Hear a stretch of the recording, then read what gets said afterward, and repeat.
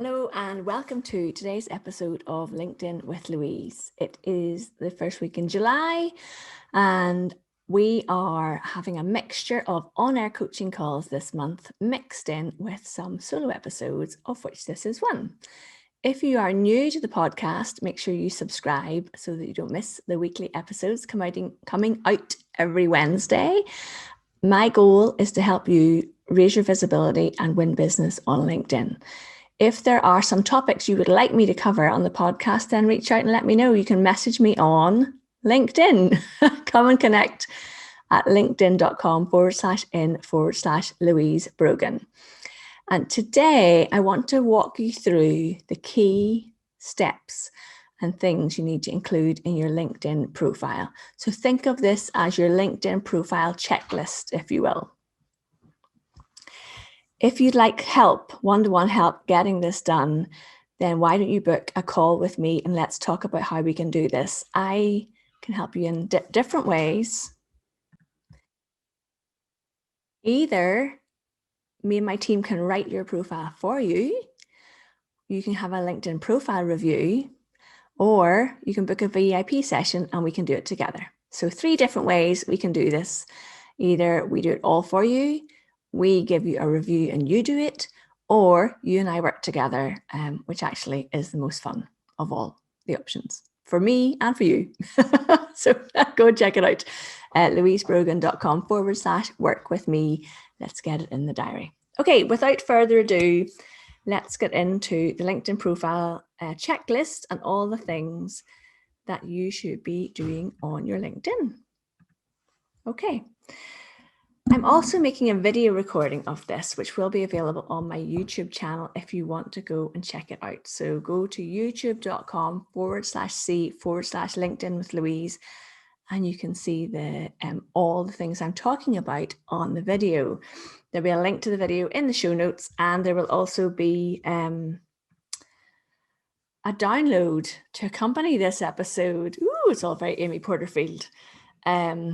That's another podcaster, by the way, who every time I listen to her, she gave you a free download to help you with what she was talking about, which I think is brilliant.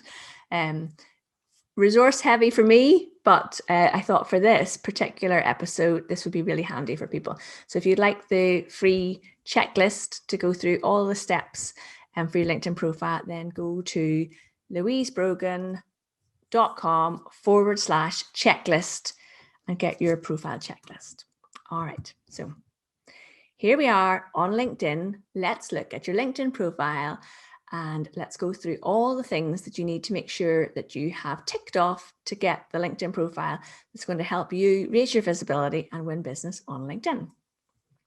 Number 1, really important, get a nice, professional, if possible, but not necessarily, headshot for your profile photograph. So your profile photograph should be a clean and clear picture of you, head and shoulders, looking at the camera, preferably smiling, and looking approachable so that people will want to connect with you and reach out.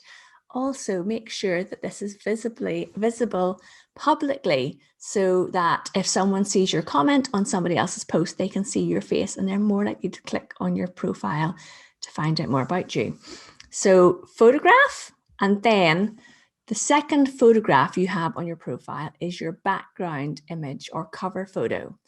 This is a really important place on LinkedIn, I believe, because it doesn't need to just be a photograph. So it could be a photograph of your workplace, but if you if you sell a product, your product could be in here. If you are a podcaster, you could have your podcast art in here.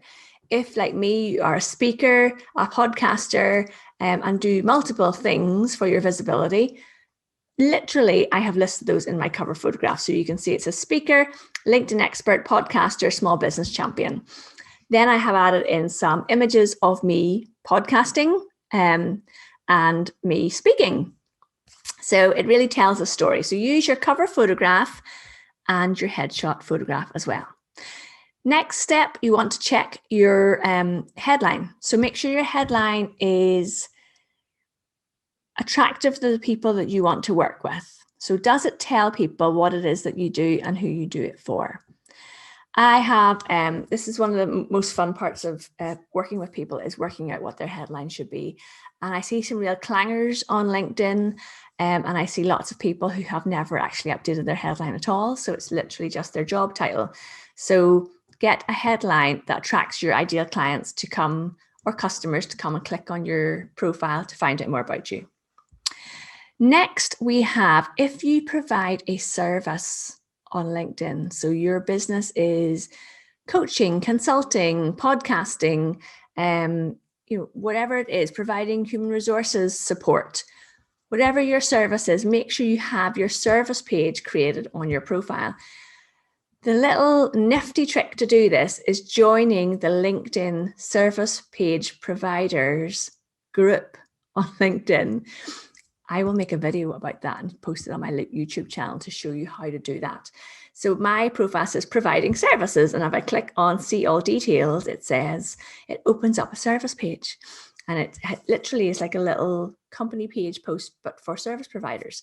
So it tells you a little bit about me and tells you up to 10 services that I provide. So definitely want to get the service page on your profile if you provide a service. If you do a product, LinkedIn are rolling out product pages, starting with B2B software companies at the moment. So let's see where that goes in the future.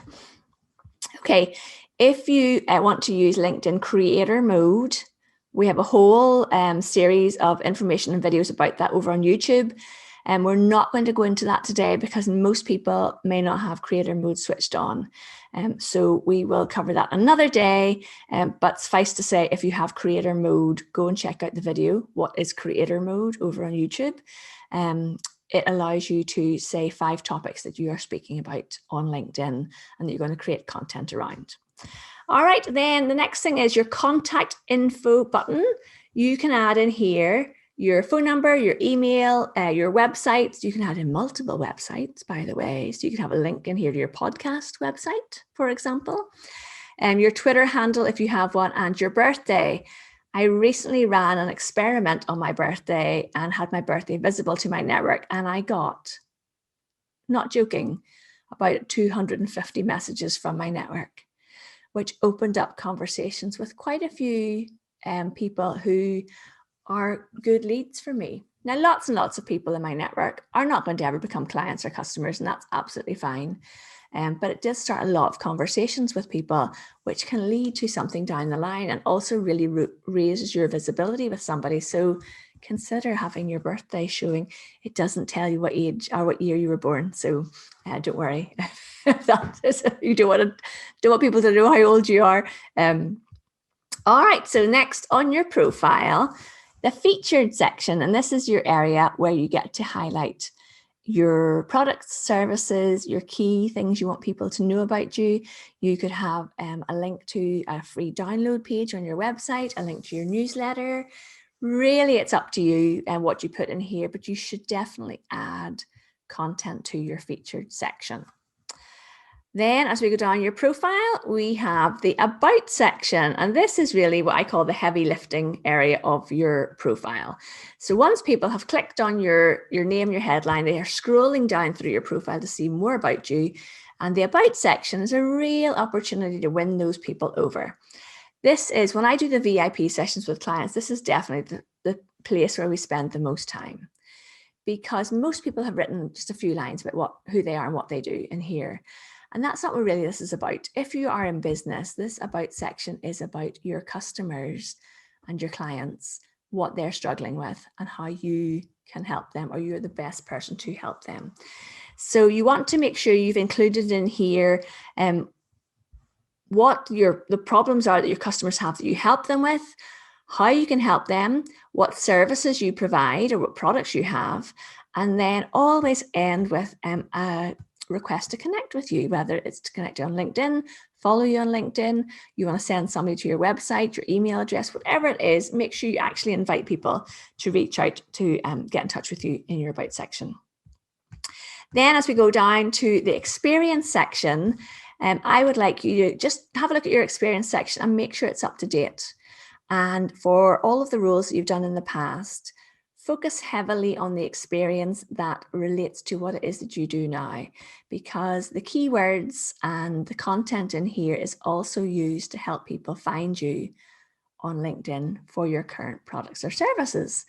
I would love you to add in media in here, and what that looks like is maybe a link to a video or a link to your website, and it really pops off the page. So go to your experience section and fill in the experience that you want to share with people. For older roles or things you did in previous careers, try and reduce those sections down so you show people that you have been working in industry for maybe 10, 15 years, but you don't want to be focusing heavily on your previous role as a software engineer like me, because I don't want to be found for that role by people on LinkedIn. Then make sure you add in your education. If you went to university, add in the universities. When you do this and you add in your university, make sure in the drop-down box you select the actual university so that the university logo appears in your experience section, and also up on the introductory card up at the top of your profile. So if you don't actually add in the link to the university in the drop-down, then it shows like a little gray box. It just doesn't look quite as good. So make sure that you add in the university. On LinkedIn, this is called school. In the UK, school is where you go until you're 16 or 18. I guess in the US, school is your college or university. So just to be aware of those geographical differences. Then you've got licenses and certifications. Add in any that you have. If you have been a volunteer, add that in too. Every little helps on your profile. Check your skills and endorsements section, run through all the skills you have listed, make sure they are skills that you use now, not in the past. And your network will start to endorse you for your skills, mainly with the skills that are showing up at the top. So the top 3 skills that are pinned to the top of your About section. Next, we have recommendations. So try and get into the habit of asking customers, clients, people you've worked in teams with for a recommendation of your products and services. And likewise, think about recommending other people. I mean, one of the things about LinkedIn is that it is a massive social networking site. So you want to network with people, be generous with your comments and your messages and your support of other people. Then the accomplishments section at the bottom, you have honors and awards, courses that you have done, any publications, including if you have written for an online website. So I have my Social Media Examiner articles in there, any languages that you speak, and any organizations that you are a member of. Then down at the very bottom, you've got the interest section, and people can see the companies that you follow in here, and they can see the influencers that you follow, and they can see the groups that you are a member of. So be aware of that and go and check what's actually showing in your interest section. So hopefully this will help you to get your profile up to date. If you have any questions about LinkedIn profiles, do reach out to me. You know that I love to create content that answers your questions. So whereas I won't give one-to-one answers in private messages, that's what I save for my paying clients. There's a reason why people sign up to work with me on an ongoing basis, because I can answer their questions as and when they send them to me. But if people start sending me the same questions, then that's like, oh, well, I need to write a podcast about this, or a blog post, or a YouTube video. So do let me know what questions you have about your LinkedIn profile. But the important thing is, let's get your profile updated so that you can start networking with people on LinkedIn and have a profile that you can be proud of. One of my clients recently said to me the reason she signed up for her VIP session was because she didn't want to network with anybody on LinkedIn while her profile was such a mess. So let's get you a profile that you can be proud of so you can start really raising your visibility on LinkedIn. All right, folks, thank you so much, and I will talk to you next week.